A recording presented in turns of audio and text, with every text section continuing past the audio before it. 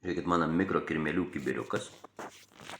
Ir va čia kirmelės lipa ant sienos. Čia yra 2 porcijas. Vietas vieną užmaišiau, pradėjo kilti, tada dar dadėjau. Ir va aš su ausų karpštuku braukiau va šitą košę ir duodu žuvims. Čia batonas, pienas, mielė sutrintas tirštai. Ir ant jų užpilta porcija mikro. Jeigu neįmėsiu vieną ranką, va, imu, bandau prilaikyti, šūdas gaunas. Braukiau, kai 2 rankom geriau. Ir va čia turim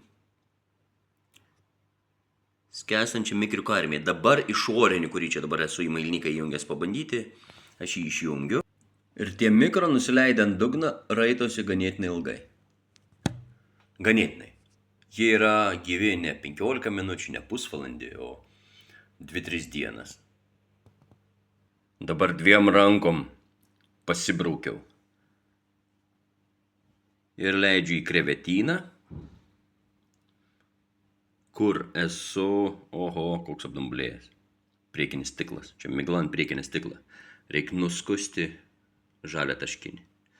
Ir čia yra keli mažiukai galaksiukai,